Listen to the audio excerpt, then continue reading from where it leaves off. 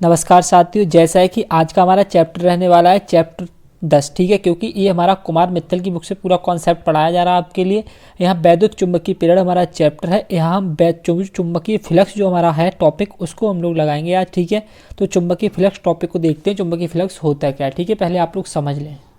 देखो हमने यहाँ पर क्या किया है, चुंबकीय फ्लक्स के लिए समझाने के लिए एक चुंबकीय क्षेत्र बना लिया है। ठीक है, अब क्या होता है, यदि किसी चुंबकीय क्षेत्र में हम किसी काल्पनिक पृष्ठ को रख देते हैं, किसी काल्पनिक पृष्ठ को रख देते हैं, तो इस काल्पनिक पृष्ठ से होकर जितनी चुंबकीय बल रेखाएं गुजरती हैं उसी को हम क्या कहते हैं, चुंबकीय फ्लक्स कहते हैं। ठीक है, इसे किससे प्रदर्शित करते हैं, फाई बी से प्रदर्शित करते हैं, ये आप ध्यान रखना। ठीक है, मान लेते हैं चुंबकीय क्षेत्र बी है, उस पृष्ठ का क्षेत्रफल क्या है, ए है, तो इसका फार्मूला क्या आ जाएगा, फाई बी बराबर बी इंटू ए। ठीक है, ये इसकी दिशा दिखा देंगे हम लोग, तो ये इसका फार्मूला बन जाएगा। ठीक है, तो एक बार हम लोग देख लेते हैं इसकी परिभाषा। तो परिभाषा हमारी क्या हो जाएगी, देखिए, चुंबकीय क्षेत्र में रखे बंद पृष्ठ से लंबवत गुजरने वाली चुंबकीय बल रेखाओं की संख्या को ही चुंबकीय फ्लक्स कहते हैं। ठीक है, इसे फाई से प्रदर्शित करते हैं, ये आप ध्यान रखना। ठीक है, इतना आपका हो जाएगा। हमने फार्मूला भी आपको बताया। मान लिया कि चुंबकीय क्षेत्र क्या है, हमारा बी है, और इस पृष्ठ का क्षेत्रफल कितना है, ए है, तो हमारा फार्मूला आ गया फाई बराबर बी इंटू ए। ठीक है, हम जानते हैं डॉट प्रोडक्ट में क्या आता है, हमारा कॉज आता है, तो इसीलिए हमने क्या ले लिया यहाँ पर, कॉज थीटा ले लिया। ठीक है, नोट में आप देख सकते हैं कि अगर इस पृष्ठ को हम लोग समांतर रखते हैं तब तो कोण हमारा कितना बनता है, 90 बनता है, और अगर हम लंबवत रखते हैं तो कोण हमारा कितना बनता है, 0 बनता है। ठीक है, इस बात के लिए आप समझ सकते हैं बहुत अच्छे से कि देखो, अगर इस पृष्ठ में हम क्या करेंगे को मतलब इस पृष्ठ के लिए कैसे रखेंगे, समांतर रखेंगे तो कोण 90 बनेगा, और लंबवत रखेंगे तो कोण कैसा बनेगा, 0 डिग्री का बनेगा। इसका मात्रक जो होता है वेबर प्रति न्यूटन मीटर होता है। ठीक है, या फिर आप बोल सकते हो वोल्ट सेकंड बोल सकते हो। ठीक है, ये आप ध्यान रखना। CGS पद्धति में इसका मात्रक जो होता है वैद्युत फ्लक्स का, वो मैक्सवेल होता है, और ये कैसी राशि होती है, एक अदिश राशि होती है। कैसी राशि होती है, एक अदिश राशि होती है। ठीक है, तो इस प्रकार से हमारा टॉपिक जो था चुंबकीय फ्लक्स वो हमारा कंप्लीट हो गया। अब हम देखेंगे वैद्युत चुंबकीय प्रेरण। क्या देखेंगे, वैद्युत चुंबकीय प्रेरण की वैद्युत चुंबकीय प्रेरण क्या होता है। ठीक है, तो आइए हम लोग देखते हैं वैद्युत चुंबकीय प्रेरण। देखिए, वैद्युत चुंबकीय प्रेरण टॉपिक समझने के लिए हमने यहाँ पर क्या बना रखा है, 2 कुंडलियाँ बना रखी हैं। कुंडलियाँ तो और भी हम बनाएंगे, लेकिन आपको सबसे पहले हम 2 कुंडलियों से समझाएंगे। देखो क्या होता है वैद्युत चुंबकीय प्रेरण, आपको बता दें। देखो, जब ये हमने क्या ले लिया, एक चुंबक का ध्रुव ले लिया, जिसे हम कहते हैं चुंबक का एन ध्रुव। ठीक है, क्या कहते हैं, चुंबक का एन ध्रुव कहते हैं। तो इस प्रकार से हम क्या करेंगे, देखो हम आपको यहाँ बताना चाह रहे हैं कि अगर किसी चुंबक और कुंडली के बीच में, किसी चुंबक और कुंडली के बीच में तीव्र सापेक्ष गति कराई जाती है, मतलब कुंडली के पास चुंबक को बहुत तेजी इस प्रकार से चलाया जाता है, फिर कुंडली को ही चलाया जाता है, तो क्या होता है, इस कुंडली में एक वैद्युत वाहक बल उत्पन्न हो जाता है। इसमें क्या उत्पन्न हो जाता है, वैद्युत वाहक बल। इसी वैद्युत वाहक बल को हम क्या कहते हैं, प्रेरित वैद्युत वाहक बल कहते हैं। ये बात ध्यान रखना, मैं आपको सब लिखवाऊंगा। ठीक है, सबसे पहले जब हमने इस चुंबक के साथ इस कुंडली की तीव्र सापेक्ष गति कराई, मतलब बहुत तेज गति कराई, तो इसमें क्या हुआ, इसमें एक वैद्युत वाहक बल उत्पन्न हो गया, और इसी वैद्युत वाहक बल को हम क्या कहते हैं, प्रेरित वैद्युत वाहक बल कहते हैं। ठीक है, ठीक है सर, हमारे समझ आ गया, इसे क्या कहते हैं, प्रेरित वैद्युत वाहक बल कहते हैं। और जब इस कुंडली को किसी परिपथ से जोड़ दिया जाता है, मतलब किसी वायर से जोड़ दिया जाता है, तब क्या होता है, इस कुंडली में एक धारा उत्पन्न हो जाती है, जिसे हम प्रेरित वैद्युत धारा कहते हैं, और इस घटना को ही हम क्या कहते हैं, वैद्युत चुंबकीय प्रेरण की घटना कहते हैं। ठीक है, ध्यान रखना। अब देखो, हम कुंडली के लिए लेके आए, किसके पास, इसके पास लेकर आए। ठीक है, जैसे ही हम इसके पास लेकर आए, हमने बहुत तीव्र सापेक्ष इसके बीच में गति कराई, तो गति कराने पर क्या हुआ, इसमें एक वैद्युत वाहक बल उत्पन्न हो गया, और इसमें धारा भी उत्पन्न हो गई है। धारा की दिशा किस प्रकार से होगी, इस प्रकार से होगी। ठीक है, ध्यान रखना, धारा की दिशा इस प्रकार से होगी। और देखो, जब हम इस चुंबक के लिए पास लेकर आए हैं, तब तो सुई किधर को भाग रही है, आगे के लिए भाग रही है, इधर के लिए। ठीक है, और देखो, जब हम ध्रुव को पीछे ले जा रहे हैं, तब सुई किधर को भाग रही है, पीछे के लिए भाग रही है। ठीक है, ध्यान रखना, जब ये आगे आ रहा है तो आगे आगे भाग रही है, जब ये पीछे जा रहा है ध्रुव तो पीछे पीछे आ रही है, ये आप ध्यान रखना। इसमें दिशा इस प्रकार से होगी। ठीक है, आप बहुत अच्छे से देख सकते हैं, इस प्रकार से ये दिशा हो जाएगी। ठीक है, मैं सभी चित्र दिखा दूंगा आपके लिए, बिल्कुल परेशान ना हो आप। और इसमें क्या होगा, जब हम पीछे के लिए लेकर जा रहे हैं,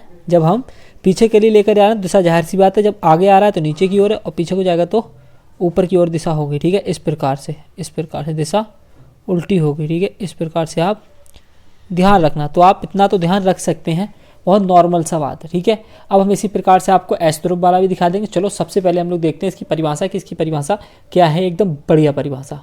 देखो क्या होती है इसकी परिभाषा, आपको बताएं। जब चुंबक और कुंडली के बीच गति होती है तो कुंडली में एक वैद्युत वाहक बल उत्पन्न हो जाता है, जिसे हम प्रेरित वैद्युत वाहक बल कहते हैं, ठीक है सर, आपको इतना याद रहेगा। और यदि हम कुंडली किसी परिपथ से जोड़ देते हैं या कुंडली किसी परिपथ से जुड़ी हुई है तो उसमें एक धारा बहने लगती है, जिसे प्रेरित वैद्युत धारा कहते हैं। इस घटना को ही वैद्युत चुंबकीय प्रेरण की घटना कहते हैं। तो ये आपका बिल्कुल तैयार हो गया होगा। आप एक बार इसके चित्र देखना चाहते हैं तो चित्र देख लें।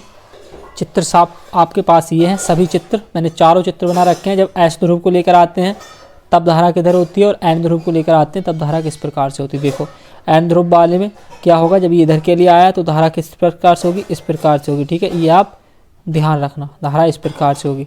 और एन ध्रुव जब दूर जा रहा है तो धारा किस प्रकार से होगी, इस प्रकार से होगी, ठीक है। ये आप ध्यान रखना, ठीक है, धारा इस प्रकार से हो जाएगी। और आपको इसमें भी ध्यान रखना है, इसमें भी धारा किस प्रकार से होगी, एस ध्रुव, जब एस ध्रुव पास आ रहा है तो धारा इस प्रकार से होगी, किस प्रकार से होगी, इस प्रकार से होगी। और जब एस ध्रुव दूर जा रहा है तो धारा इस प्रकार से होगी, ठीक है। आपको ये थोड़ा सा मैटर करता है कि आप तैयारी थोड़ा अच्छे से करें, ठीक है। बस मैं बता रहा हूँ आपके लिए, आप याद रख लें, ज़्यादा बढ़िया रहेगा, ठीक है। तो इस प्रकार से ही होता है तुम्हारा, ठीक है। अब हम देखते हैं अगला टॉपिक। अगला टॉपिक है हमारा लेंज का नियम। देखो लेंज का नियम क्या है, बहुत ही सरल और बहुत ही बढ़िया नियम है हमारा लेंज का नियम। क्या होता है लेंज का नियम, ये आप एक बार समझ लें। देखो क्या होता है, यहाँ पर क्या था, जब अभी हम कुंडली और चुंबक के बीच में गति करा रहे थे तो उसी के बारे में। देखो क्या है, जब कुंडली और चुंबक के बीच तीव्र सापेक्ष गति होती है तब कुंडली में एक धारा उत्पन्न हो जाती है और ये धारा की दिशा इस प्रकार होती है, यह उसी कारण का विरोध करती है जिस कारण ये उत्पन्न होती है। ध्यान रखना, मतलब जिससे उत्पन्न हुई है उसी का विरोध करती है। चुंबक से उत्पन्न हुई है उसी का क्या करती है, विरोध करती है। कहने का मतलब हमारे हिसाब से तो धारा जो होती है विद्युत वाहक बल के ही कारण उत्पन्न होती है, आप ऐसा समझो। तो ये प्रेरित विद्युत वाहक बल का ही क्या कर रही होगी, फिर विरोध कर रही होगी, क्योंकि अगर विद्युत वाहक बल उत्पन्न नहीं होगा तो ये धारा उत्पन्न नहीं होगी। ये आप ध्यान रखना, ठीक है। ये बात आपको ध्यान रखना है बहुत अच्छे से। यह उसी कारण का विरोध करती है जिस कारण उत्पन्न होती है। तो आपको इतना याद रखना है कि जब कुंडली और चुंबक के बीच में तीव्र सापेक्ष गति होती है तब कुंडली में उत्पन्न धारा की दिशा इस प्रकार होती है कि ये उसी कारण का विरोध करती है जिस कारण ये उत्पन्न होती है। इसी को हम क्या कहते हैं, लेंज का नियम कहते हैं। और मोस्ट इंपॉर्टेंट बात यह है कि लेंज के नियम को ही हम ऊर्जा संरक्षण का नियम भी कहते हैं, ठीक है। तो इस प्रकार से तुम्हें ये बिल्कुल तैयार हो जाएगा, ठीक है। अब हम बढ़ते हैं अगले टॉपिक की ओर। तो टॉपिक होगा हमारा फैराडे के नियम। टॉपिक क्या है, फैराडे के नियम। फैराडे के नियम क्या होते हैं, देखो जो हमारा वैद्युत चुंबकीय प्रेरण का सिद्धांत है वो फैराडे ने ही दिया था, तो इनने जाहिर सी बात है उसी से अपने नियम निकाले। देखो नियम क्या है, नियम इनने बहुत प्यारा सा नियम दिया है। जब चुंबक और कुंडली के बीच तीव्र सापेक्ष गति होती है तब उसमें प्रेरित विद्युत वाहक बल उत्पन्न हो जाता है। हाँ सर हम जानते हैं, बहुत अच्छे से जानते हैं इस बात को, ठीक है।